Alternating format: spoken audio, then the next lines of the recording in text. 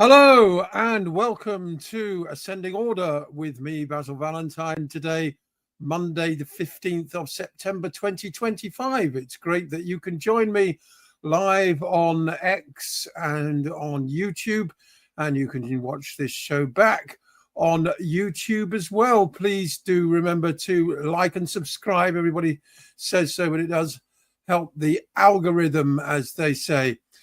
Fascinating program today. We're taking the red pill, and I mean the really deep red pill when it comes to the Charlie Kirk assassination. I'll be joined on the half hour by the Dean of all things deep state. I'm talking, of course, about the Professor Emeritus of the History and Philosophy of Science at the University of Minnesota, Duluth, the one and only, the great James Fetzer.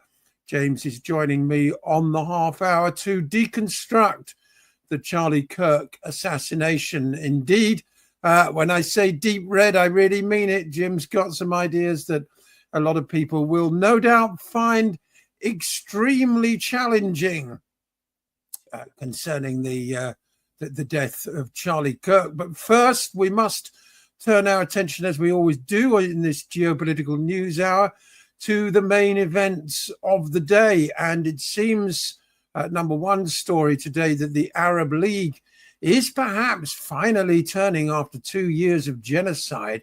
The attack on Qatar appears to have moved the Overton window when it comes to what is acceptable from the Zionist state. And the Qatari foreign minister and prime minister have both been speaking at the Arab League summit this morning, and it sounds as if they mean some kind of retaliation, as we can hear now. Israel's continued involvement in violating international law, human rights, and diplomacy is reflected in the barbaric attack that took place in the city of Doha, in a residential area containing housing, schools, children's sports, and diplomatic missions. It led to the martyrdom of one of the security forces and the fall of civilian casualties. We cannot describe this aggression except that it is state terror in an approach pursued by the current extremist Israeli government, which flouts international law and targets the security of the region while brutally challenging the international legitimacy. We must not remain silent and calm in the face of these barbaric attacks, and take real and tangible measures on all levels to prevent further attacks, which, if we leave it, it will not stop. We will find ourselves, no matter what, in front of an endless series of blood and destruction, and no one will be far from its harm and danger. Well, it remains to be seen whether the utterly toothless Arab League will actually do anything. I mean, the last thing any of us want to see is World War III, but Qatar's been a very influential player in the region, offering to act as an honest broker between the United States and Israel on the one hand, and Hamas and Hezbollah on the other. But when Israel starts targeting their so-called negotiators on the other side, then things become extremely difficult. And it seems like the Qataris are losing trust in the whole process.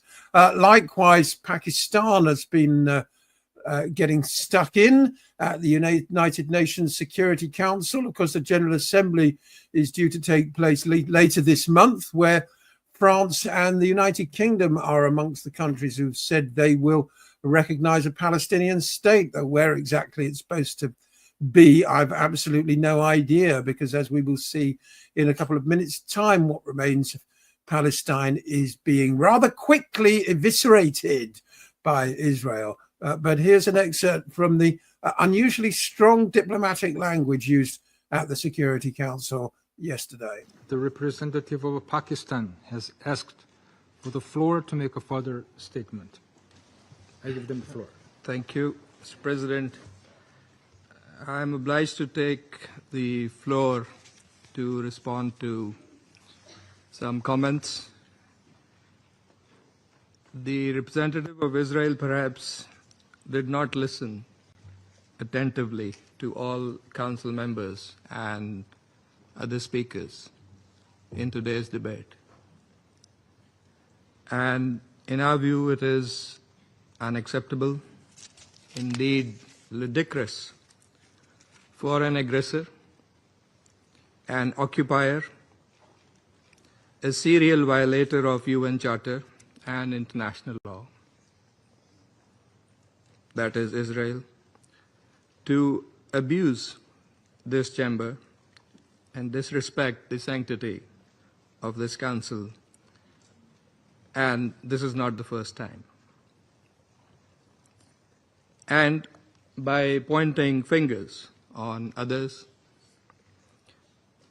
baseless assertions primarily aimed at masking its own illegal actions and violations of international law. President, but that's not at all surprising. It is an occupier that does not listen to anyone, that does not pay heed to any advice, even from its friends, if there are any left, that refutes, and not just refutes, it threatens members of the international community, international media, international human rights and humanitarian organizations, doesn't listen to the ICJ or the ICC, and threatens the UN and its senior officials. And it does that with impunity, shielded by its apologists who time and again acquiesce in its illegal actions and defiance of the international community. Pakistan's representative to the Security Council there, Marco Rubio, that nasty little runt, and I choose my words very carefully. He wants to ban, or rather take away, the passports of American citizens who criticize Israel. Some people would call that treason. And just this morning, he's been saying that efforts to recognize a Palestinian state will only prolong the war. Really bizarre logic. It isn't a war anyway, Marco. It's a Holocaust. It's genocide. And it's completely out of control. Just because we don't see the pictures from Gaza every day or hear about the number of casualties on the BBC doesn't mean that dozens of people, many of them children, are not murdered on a regular basis. In fact, the latest figure, here it is, Professors Dr. Gillian Pollier and Professor Richard Hill have calculated the total death toll for Gaza since October the 7th as 680,000 dead. Now, these are really apocalyptic numbers. Let's not forget Napoleon lost 500,000 men on his incursion into Russia. I think that's roughly the number of men that were lost in the total Battle of the Somme. It was 70,000 in one day, the Somme, and then the total was something like that over the course of several months. You know, these are figures from previous generations, but even on those occasions, the vast majority of the dead were, of course, combatants. But in this case, Professors Pollier and Hill have said that they estimate 350,000 of those 680,000 dead are children under the age of 7. Now, just imagine for a moment 350,000 British children had been murdered, or for that matter, 350,000 Israeli children. At the moment in Gaza, what's happening is they're basically leveling the place as quickly as possible.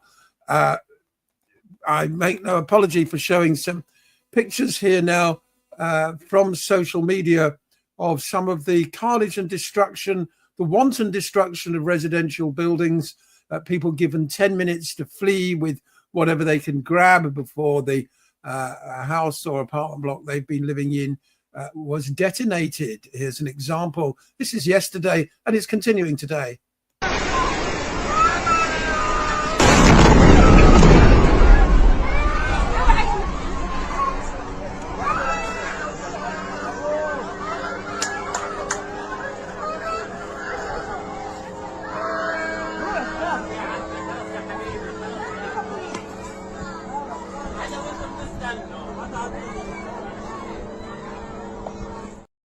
And you can hear the cries of the children there. That's actually bombing a refugee camp of tents. People already displaced, as you can see. Here's some more footage of the most recent destruction. قصف عنيف على حي الشاطئ. والله في معسكر أولاد. كيف بدك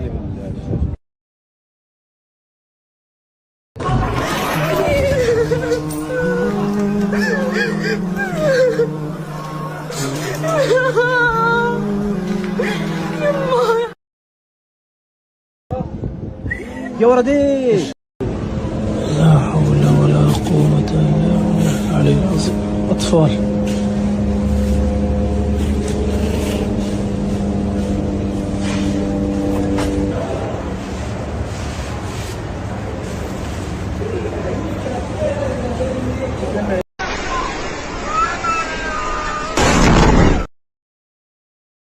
few of the 350,000 children murdered by Israel, yet the United Kingdom is still to this day providing diplomatic cover and supplying weapons. The training college for officers has apparently just last week stopped training Israeli officers, much to the irritation of people like David Collier and the Zionist faction in the UK. They think it's appalling and that the slaughter of children must, of course, continue under any circumstances.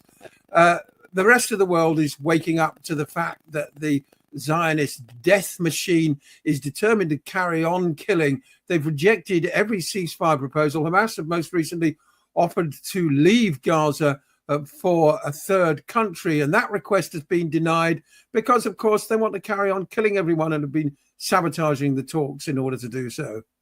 Well, the White House is becoming increasingly concerned about the state of the ceasefire negotiations. It still wants to see them resume at some point, but feels that they've been massively derailed, which is an understatement, of course. But could they be derailed permanently? That is the serious concern, particularly from the White House, that has been so monumental in trying to galvanize these conversations. Producing a path to peace was their hope, and now many top aides, according to sources, feeling like Israel has somewhat sabotaged the ceasefire negotiations. That's not just the frustration of Donald Trump or indeed the White House. That is a frustration that's coming across the board, across the region, across the European nations, and also across the pond in the United States as well. Many people saying, how on earth can these ceasefire negotiations resume, considering Israel is threatening more action? Of course, Hamas demands are still very much the same. They want to see a total end to the war in Gaza, a permanent one at that, and a withdrawal of all Israeli troops from the Gaza Strip. Israel doesn't seem interested in it whatsoever. Some would say not only the attempt to kill off Hamas, but it's also an attempt to kill off diplomacy. Well, they've been very successful at that. They've been very successful at killing off Palestinians as well. Amongst the last groups to stay in Gaza City, which is being reduced to rubble literally as we speak, are the Christians of the Catholic community and the Orthodox community, apparently invisible to the so-called Christian Zionists in the United States. They've refused to leave, which means they're likely to be murdered. We'd like to know whose side the likes of Mike Huckabee, the moronic American ambassador to Israel. Here's a report on the remaining Christians in Gaza City. Israel has told the Christians, leave, get out, evacuate. And the two most important clergy, the Catholic Patriarch of Jerusalem and the Greek Orthodox Patriarch of Jerusalem have come together and said, we're not leaving. The nuns, Mother Teresa's nuns, the missionaries of charity, the clergy, the Greek Orthodox, the Roman Catholic clergy, they're saying, we're not leaving. You bombed our churches. People died. 2 Catholic women were shot in the courtyard by Israeli snipers. The Eastern Orthodox Church has been bombed. Dozens and dozens of people killed. And Israel says, time for y'all to get out. Christians, get out. And so the clergy and the nuns have said, we're not leaving. We're staying with our people, the people who are starving, who are wounded, who are displaced, whose homes have been destroyed. We represent Jesus Christ. Thank you very much, Israel. You think you're Israel. You think you're the 12 tribes of Israel. You think you're the fulfillment of what Moses constituted in Deuteronomy. We're the Israel. We're the chosen people. You know, St. Paul says that if you have Christ, the promises of Abraham apply to you, whether you're a man or a woman, a Jew or a Gentile. Those who belong to Christ receive the promises of Abraham. This is where Ted Cruz got it wrong. He said, well, I learned in Sunday school that if you bless Israel, you're blessed. If you curse Israel, you're cursed. Those promises in Genesis chapter 12, which he couldn't cite, Tucker Carlson had to cite them for him. St. Paul says that those covenantal blessings belong currently to those who are in Jesus Christ, who are elect and chosen in Jesus Christ, who is the elect and chosen one of God, the Son of God, the Messiah, the King of Kings, the King of the Jews, the Lord of Lords, fully God, fully man, present on the altars of the Catholic Church and the Orthodox Church. I'm really impressed by these patriarchs. We need to pray for those Christians, for those nuns, those brides of Christ, Orthodox and Catholic, for the bishops. Tanks could come in. This could be it. Crystal Williamson says, pray the Michael the Archangel prayer to protect the church in Gaza. I think we should do that right now. Let's do it. In nomine Patris et Filii et Spiritus Sancti. Points made there. The whole point of the new covenant, the mission of Jesus Christ, whether or not you're a Christian, whether you believe it's another matter, of course, but it's the simple matter of fact that the new covenant is indeed between the followers of Christ. That's the new Israel, basically, as the speaker pointed out there. The whole Christian Zionism thing is a complete contradiction in terms. So we'll be coming on in the second half of the program to Charlie Kirk's views on all that and how he may have been beginning to dissent from so-called Christian Zionism and wake up to the fact that Zionism and Christianity are completely incompatible, not least because of the Zionist belief in vengeance and that mercy is indeed a sign of weakness. Christ's whole message was one of forgiveness, turning the other cheek, compassion, not qualities that we see displayed by the Israeli death machine. The speaker there also mentioned the snipers. 2 Catholic nuns were sniped. And Professor Nick Maynard is one of the British surgeons that's been in Gaza and seen for the first hand the horrors of the Israeli snipers. A lot of doctors I know who have taken in formula feed because they knew there was such a shortage. None has been allowed in by the Israelis since the last ceasefire. You go through a checkpoint, you get searched as a doctor, and if you've got any baby formula in your pockets or in your bag, they will confiscate it from you? Very specifically confiscating that. Nothing else. I cannot think of any reason why they would confiscate formula feed. There was a very clear pattern of injuries, a cluster of injuries to specific body parts on particular days. So one day, for example, we'd see patients coming in with gunshot wounds just to the head and neck. On another day, they'd be coming in with gunshot wounds to the chest or the abdomen. The next day, the legs. On one day, about 12 days ago, we saw 4 young teenage boys, 13, 14, all of whom had been shot specifically in the testicles. Goodness me. So the very clear clustering of these injuries appeared to us like a target practice again. It appears that Israelis have been using Palestinian children as target practice. Now, I'm delighted to say, joining me for the first time on Ascending Order, but I sincerely hope and believe it won't be the last. is my good friend and the world's leading expert on the John F. Kennedy assassination and 9/11, the one and only, the great, legendary emeritus professor of the philosophy of science at the University of Minnesota, Duluth, James Fetzer. Welcome to the program, Jim. Oh, Basil, thank you for those kind remarks. It's a pleasure to join you again. And I think, yes, Charlie Kirk was wandering off the Zionist reservation and they didn't like it. He had a $40 million war chest for Turning Point USA. He was responding to the students of Gen Z who were very much supportive of Hamas rather than of Israel. He'd gone on radio shows and talked about how he'd been to Israel. He'd visited the wall, that there's no way in which the official narrative made any sense, that it was not un-American or anti-Semitic to raise questions about it.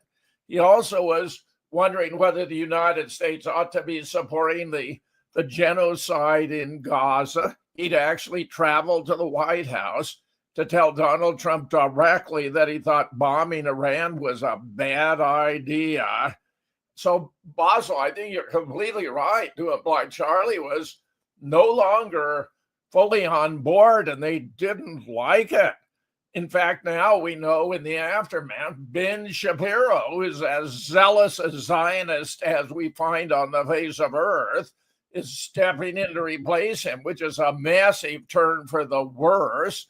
I believe it's going to split the Turning Point movement, and that Charlie was actually in a position to do a lot of good. So, according to the official story, he was taken out and done so, by the way, in a manner that's kosher.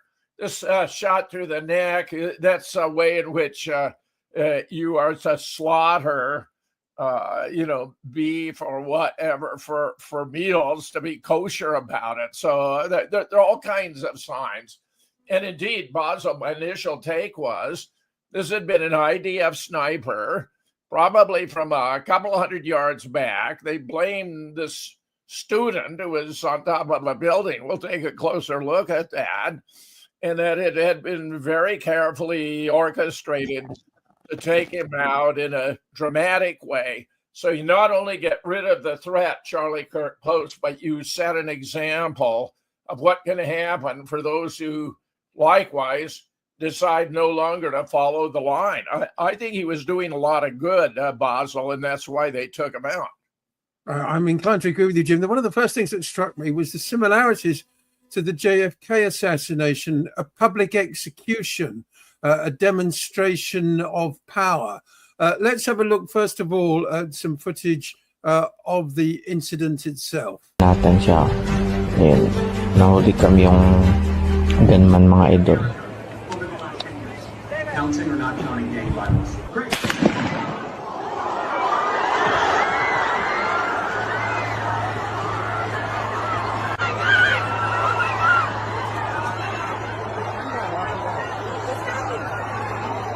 Shot right there. Gunshot. Look at him. Oh, he's shot, dude. He's shot.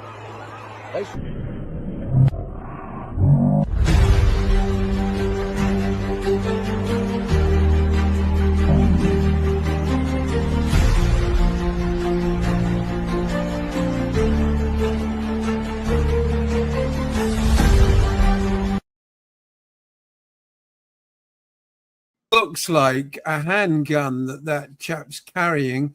There were, of course, these mysterious hand signals as well being given out by Charlie's security. Charlie's security, supposedly an Israeli firm. Let's just have a look at those hand signals quickly. Do you know how many mass shooters there have been in America over the last 10 years? Counting or not counting gang violence? Great. Now, the timing of those immediately before the shooting is extremely suspect, isn't it? Likewise, that handgun, as is often the case, Jim, as was certainly the case, as we know with JFK, they don't take the chance of only one shooter. There's often a second shooter as backup in case the first shot missed, if they're determined to get somebody out of there. Oh, you're 100% correct, Basil. And the fact is, this case is so laden with anomalies where there oughtn't to be any, that many of us have drawn the conclusion that there's something more to it behind the story we've been given, which you are very accurately recounting. And if we look, for example, at the purported shooter, Basil, if you happen to have that clip handy, that's a great place to begin, because they claim he was on a rooftop. We see him running, then he jumps down onto the ground. But there's something missing there, Basil. He doesn't have the weapon. Before the jump, there he is. It's a big jump, first of all. I mean, that's about a 16 or 18-foot jump by the looks of it off that roof. Yes. He doesn't, as you're right, he doesn't appear to have the gun with him. The gun that they claim he had, I believe a Mauser or something, was made in the 19th century. Am I right? Well, it's an excellent weapon, but it's bulky. I mean, it has a very heavy barrel.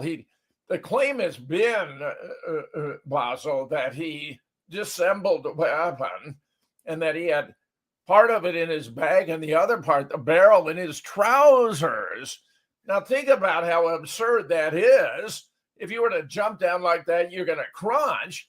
There's actually video further down that link, I think, if we were to find it. But he would smash himself. I mean, the barrel would puncture his intestine. He'd probably be dead from the jump if he had the barrel in his leg.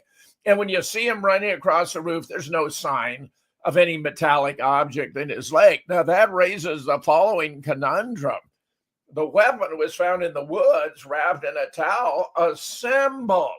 Now, you can disassemble this weapon, but it requires a lot of torque and a special wrench. And frankly, I don't think that kid, the one that's been fingered as a shooter, even had the strength to disassemble it, nor the time. I mean, he's moving too rapidly. You'd have to disassemble the weapon, do whatever, and then you'd reassemble it while you're making your escape. Basil, it doesn't add up. There's something totally wrong with his story.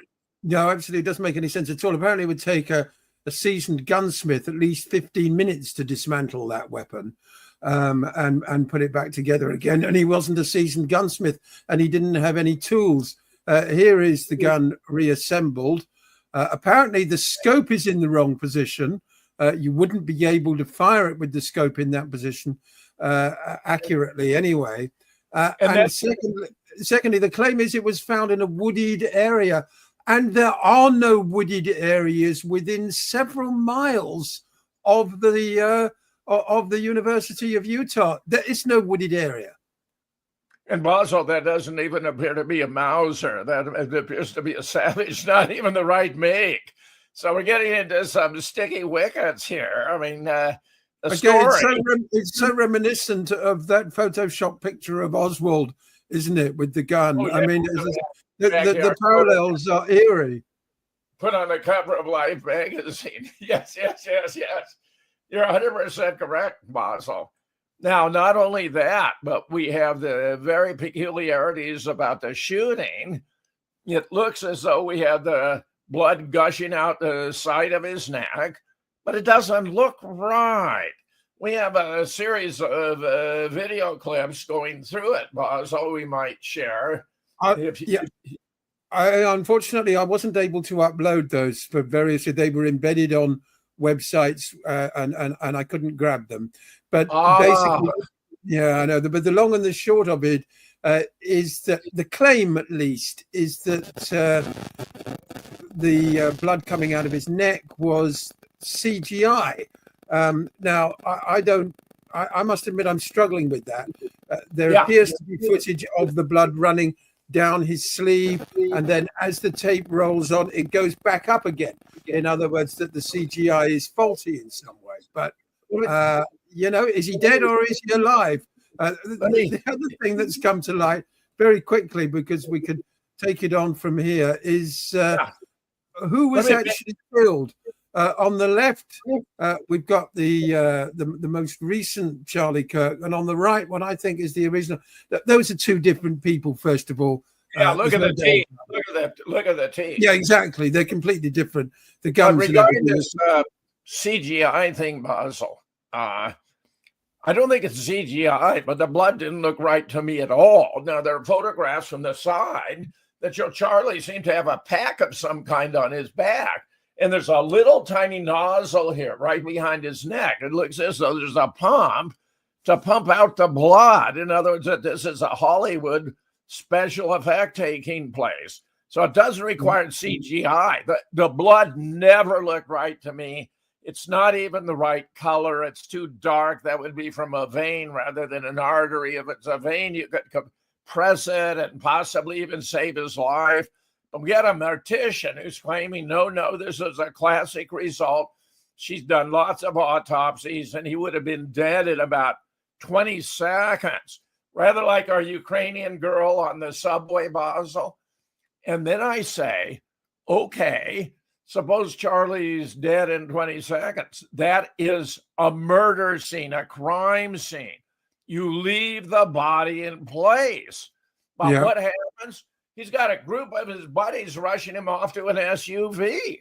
And that's completely wrong. If he's dead, it's a murder scene and you do not disturb it. So I think that this is another anomaly. And there are many, many, many. Some have noticed, for example, the ring on his left hand. It's first on his ring finger, then it moves to his pinky, Basil. We got a break. Counting or not counting gang violence? Counting or not counting gang violence? Great. That was the moments immediately before the shooting. They haven't recovered the bullet, apparently. That's the other thing. And all this stuff about engraved bullets with messages from violent transsexuals. I mean, we were told during the Biden administration that the chief terror threat in the United States came from white nationalists and white supremacists. Now we're in a Republican administration. It appears there's a new threat coming from radicalized lefties and transsexuals. It's as if the baton has been passed in terms of these ultimate culprits, Jim. I don't believe any of it. Basil, you're so right. Bibi Netanyahu was advancing an absurd theory right off the bat. Greta von Susteren interviewed him, asked him at the end about this, and he said, we're accused of everything from pushing the sun, affecting the moon, and he goes back to the Holocaust, drinking blood at children, killing them in the Middle Ages. Some of these charges, I believe, in fact, are true, but he was flustered to be asked, and he's come up with an absurd theory. It was Islamists and progressives who did this, because apparently the kid they're trying to finger is supposed to be some kind of tranny or in transition or have a boyfriend who's absolutely. Again, that story doesn't make sense because he was supposed to be living with his parents. He was an honors student who got a $32,000 scholarship to the University of Utah and then dropped out after a year to go to a technical college to become an electrician. He had a $32,000 scholarship to study mechanical engineering, which is absolutely gold dust in the US these days. And he left all that behind in order to go to what is effectively a second-rate college to become an electrician. More anomalies. This one you drew my attention to, which is Charlie's widow, Erica. Now, this would appear to feed into the idea that he perhaps isn't actually dead and the whole thing was a Hollywood production, which before you start saying in the chat and all the comments and all the rest of it, how dare you, it's happened before the Hollywood production. Just have a look at the Boston bombing. People with half a leg and all the rest of it couldn't possibly have survived with those injuries. That was one of the most ridiculous scenarios of all time, and this one is up there with it. I want to thank the staffers of his amazing Charlie Kirk show. I mean, who would giggle? I mean, if you've just been bereaved like that of the love of your life, why would you start giggling at that point? I mean, that's really bizarre. We'll just listen to a few minutes more of this, couple minutes more. I want to thank the staffers of his amazing Charlie Kirk show, who helped him broadcast from this studio, this chair. Every day he loved it. He loved what he did. I want to thank the millions of people who have shown their love for Charlie here in Phoenix, across America, and worldwide. I want to thank my husband's dear friend, Vice President Vance, and his phenomenal wife, Usha, for their love and support. You guys honored my husband so well bringing him home. You both are tremendous. I want to thank President Trump and his incredible family for the same. Forgive me for what I'm about to say, Jim, but the way Americans present their emotions can sometimes seem synthetic to those of us on this side of the pond. It's always rather schmaltzy, but it's difficult to tell there whether Erica is being 100% genuine or acting. Was that sniggering at the beginning out of nervousness? I don't know. But very quickly, before I give you the floor again. Let me add. I think it's completely insincere. She's been described as the worst crisis actor ever. And I have a friend who has Screen Actor Guild credit. She's an actress.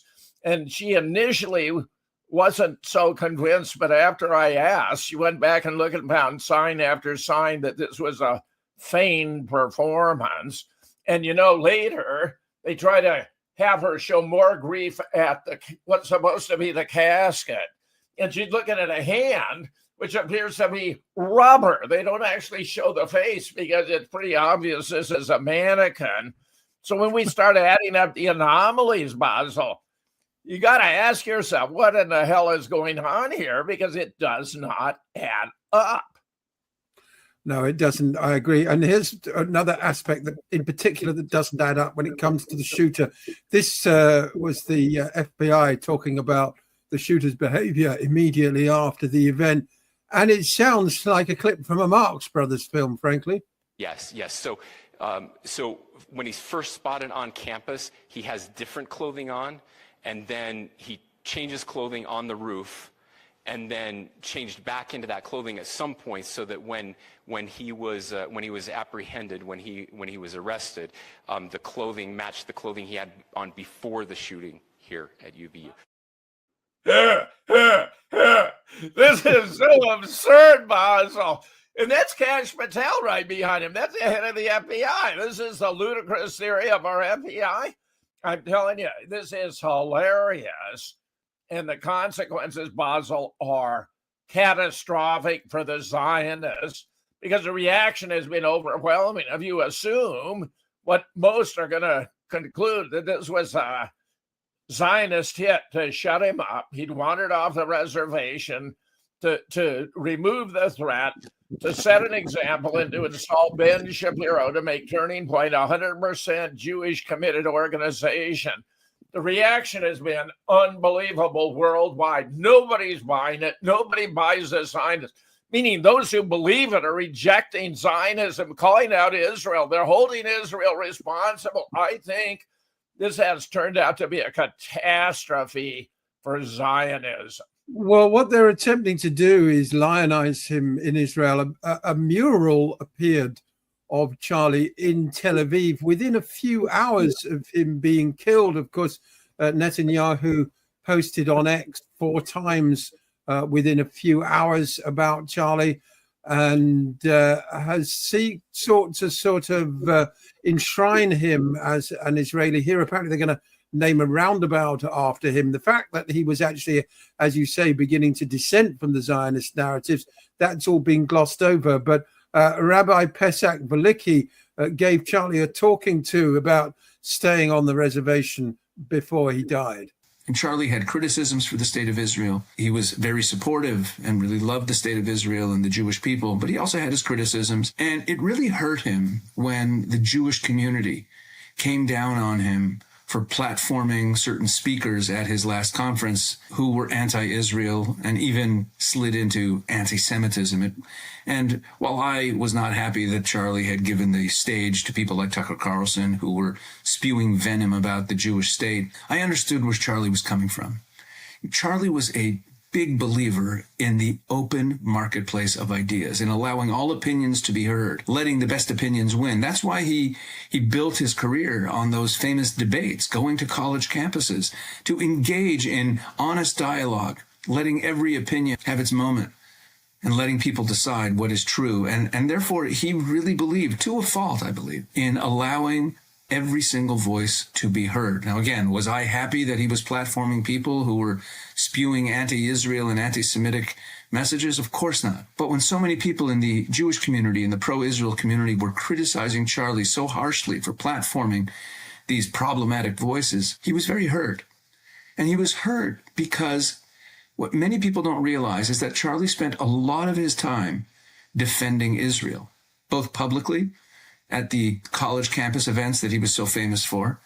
Many people don't realize that upwards of 40 or 50% of all of the questions Charlie would receive, the challenges that he would get at these campus events from students, were attacking Israel and attacking Charlie for being so pro-Israel. And also privately, there were many other prominent people in the America First movement who would privately speak to Charlie and message him, trying to get him to drop his support for Israel. So he was out there defending Israel on a regular basis, even with all his criticisms. It really hurt him when there was this harsh criticism calling him all kinds of names because he was willing to platform voices the pro-Israel community or the Jewish community were uncomfortable with. They were indeed extremely uncomfortable. It's interesting he lumps Tucker Carlson and, of course, Candace Owens, two people who were particularly close to Charlie, but who have recently become very vocal critics of Israel and, indeed, more importantly, almost the wider Zionist power configuration in the United States. Yes, Basil. By the way, Charlie had confided, and others like Clayton Morris have redacted, that he was apprehensive that the Israelis were going to come after him, that he might be hit because he was being critical. So what is it to be anti-Semitic in the eyes of these Israeli leaders? If you don't support genocide, mass murder, you're anti-Semitic. If you don't support the bombing of Iran, which is the greatest peace-loving nation in the world today, having not launched a war of aggression against any other state since 1775, you're being anti-Israel. I mean, this is ludicrous. Charlie was finding his way to moral ground and realizing the stances that he had been supporting in the past were wrong. They were fundamentally mistaken. They were violations of international law, the UN Charter, the Geneva Conventions. They were inhumane and immoral. And for that, we're going to punish him. And I think he faked his own death because he was going to be targeted. Now, when you point out that Bibi 4 different times is speaking out, that's crazy. What is a PM of Israel doing speaking out 4 times about an American political activist? And when we see the airwaves saturated with coverage, you know, almost certain it's virtually a litmus test that it's a fake event. But the fact is, everyone who believes it, and Basil, no matter how much we talk about it, 95% of the world believes it was a real hit and that he really is dead. That hurts the Zionism. I think it's actually a breakthrough moment. I would even call it a turning point. I was watching a psychic this morning, actually, on YouTube. Some of these people are very interesting. She said that she had been warned in advance that Israel was planning to assassinate him, but that the so-called white hats had protected him. So that would fit with your theory, certainly, Jim. Whether he's alive or dead, he certainly said things that would get him killed, most particularly about October the 7th, the pretext for the Gaza Holocaust. And this clip in particular, well, you know, I'll talk about how it relates to Netanyahu afterwards. But first, let's hear from Charlie himself. I've been to Israel many times. The whole country's a fortress. When I first heard this story, I still had the same gut instinct that I did initially. I find this very hard to believe. I've been to that Gaza border. You cannot go 10 feet without running into a 19-year-old with an AR-15 or an automatic machine gun that's an IDF soldier, right? The whole country is surveilled. And so let me just kind of go through this. We don't talk about Israeli politics very often, and most Americans don't know this. The last 9 months, Israel was on the brink of civil war. It's not an exaggeration. This judicial stuff, there were hundreds of thousands of Israelis taking to the streets because Bibi Netanyahu was basically redefining the Israeli constitution. That's not an exaggeration, right? He said the judicial branch has too much power. There were protests planned this week against Netanyahu, where they anticipated tens of thousands of people to take to the streets. That's all gone, Patrick. Netanyahu now has an emergency government and a mandate to lead. I'm not willing to go so far that saying that Netanyahu knew or there was intelligence here, but I think some questions need to be asked. Was there a stand down order? Was there a stand down order? 6 hours? I don't believe it. Israel's the size of New Jersey. When I took a helicopter ride from Jerusalem to the Gaza border, it's 45 minutes. Wow. 6 hours. They're live streaming the killing of Jews. Did somebody in the government say stand down? That is a legitimate, non-conspiracy question. The whole country is the IDF. The whole country is. Yeah. And you're trying to tell me that they're going to concerts and kibbutzes and schools and by report alone would have been enough to get him bumped off, particularly if he was prepared to repeat those questions. He also made remarks about how Zionist billionaires were behind the open border policy and other neoliberal policies in the United States. And yet, of course, the talking heads on Fox are determined to lionize him. We'll hear very quickly from Noah Tishby. I think Bibi Netanyahu is correct in everything that he said about Charlie Kirk. And one of the things that is important for us to understand is that Charlie, as a Christian man, had no confusion about the indigeneity of the Jewish people to the land of Israel. And as a great man, he had no confusion as to who's right and who's wrong in the Middle East. There are two sides in the Middle East. One side is on the side of modernity and progress and human rights and liberty, and the other side is on the side of jihadism. And you can actually...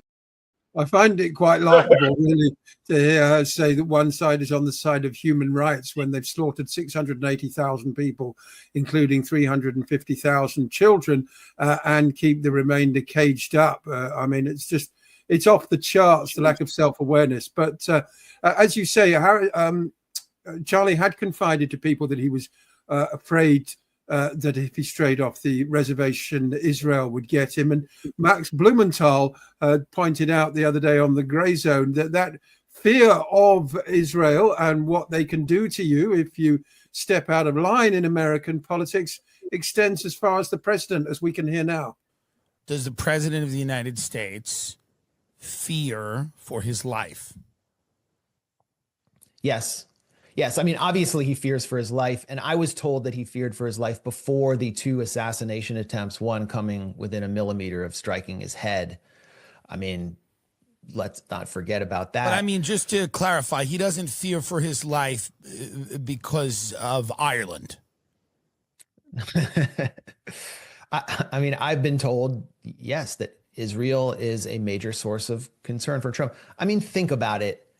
What would happen if the president if he suspended arms if he suspended arms to a country that carries out assassinations all across the globe, that specializes in assassinations, that has an entire wing of its intelligence services that conducts assassinations, including with household goods like pagers? Would you not be scared? So yes, Trump is scared. And what I learned from this source, who is a Trump insider, someone who talks to who talks to people in the Oval Office, people close to Trump, is that during one of Netanyahu's many visits to the U.S. this year, some figures in his retinue, Israeli agents, placed electronic devices on emergency response Secret Service vehicles the Secret Service found them and they reported this to the White House. You know, these would be emergency response vehicles that would respond to an incident potentially involving the president. So there you go. And indeed, Israel does have its own specialist assassination service, as detailed in Ronan Bergen's excellent book, Rise and Kill First, which is what they like to do. Jim. Also, you're mentioning that book. Do you realize a book about the assassination Charlie Kirk appeared on the 9th when the assassination or attempt or fakery didn't occur until the 10th? I mean, it's just outrageous how they do this. This is like donation website for Sandy Hook, you know, showing up before the event. And by the way, Butler was a staged event. That was not a real assassination attempt. When Trump went back down behind the stage, he used kind of a packet of blood. His ear actually is undamaged. We've got close-ups of it. He moved the photographers over for the money shot of him fist pumping and all that. It was another stage. Basil, it's amazing how many of these politically controversial events in America are actually staged events, which Obama legalized by the modernization of the Smith-Munn Act in 1948 that precluded the use of the same techniques of propaganda within the United States that were being allowed without just in time to bring us Sandy Hook. That particular incident, given the hot water that it's got you into, what do you think will be the fallout from Kirk's assassination? As you said, it looks like Ben Shapiro wants to take over Turning Point USA, but I think of all these events, this one has had the biggest pushback against the automatic official narrative that I've ever seen. People really are questioning the story we are being sold, none more so than the American commentator Jackson Hinkle. We'll just hear from him before I give you the floor. Why is there not a single photo of the suspect in the Charlie Kirk tragedy with the rifle that they claim they found in the wooded area near the Utah Valley University campus? Just think about that for a second. Hundreds of security cameras, CCTV footage, but for some reason, before, after, or during the tragedy, there is no footage, as of right now, that has been released of the suspect with the rifle. I find that to be a little bit odd. I find it odd that no one in the mainstream media is asking that question. If the suspect took that rifle and placed it in the nearby wooded area, as we're being told, why are there not photos of him carrying that off the roof? We have a video of him jumping off the roof, but it doesn't appear that he was carrying the rifle. Some might say, well, Jackson, maybe he disassembled the rifle. I don't think that could have fit in his small knapsack that he was carrying with him. And if he did disassemble the rifle, why was the rifle found in the wooded area reassembled with the scope on it? Something is not adding up here. I'm not accusing anyone of anything. I'm just simply wondering what's going on and why no one in the mainstream media is asking this very simple question. They also told us that he was wearing tactical gear, but in the photos, he's not wearing any tactical gear. So did he disassemble his rifle and change his clothes within seconds? And if he did change his clothes, why don't we have any photos of the tactical gear that he was wearing? Why do we just have photos of this Mauser rifle that was found in a nearby wooded area? And also, one last thing. The FBI claims that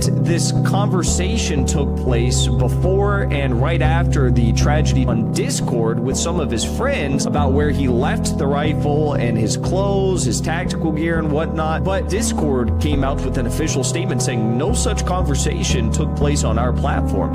So who's lying, Discord or the FBI? Why is no one addressing this? It's very odd.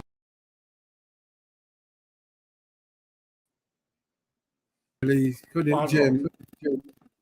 Yeah, it's fascinating. This is just wonderful. It's a perfect storm because you have a very simple event, a single shot with a rifle and apparent death that's just loaded with anomalies where there shouldn't be any anomalies. And let us not overlook the very significance of the timing. This is done like this 2.5 hours before the major 9/11 conference would open in Washington, D.C. at 5 p.m.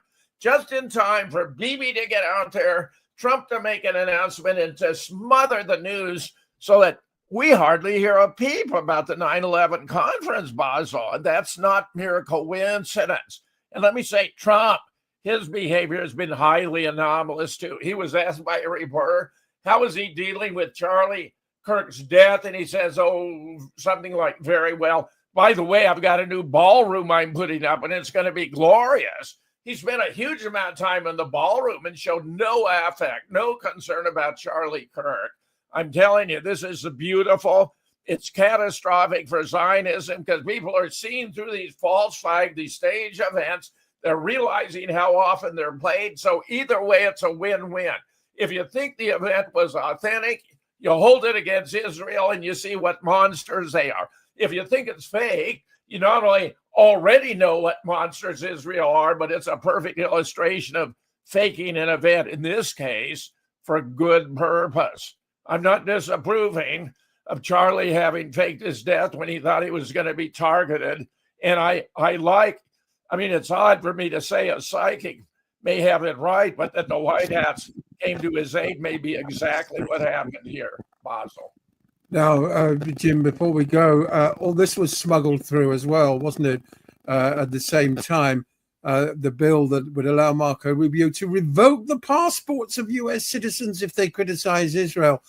Likewise, a bill went through which I think means that you can be prosecuted for criticizing Israel, the United States. Some of these things are going to have to go to the Supreme Court, aren't they?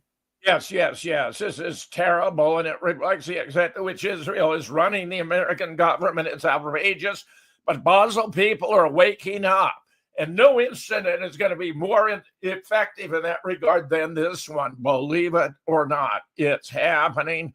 The people are awakening worldwide.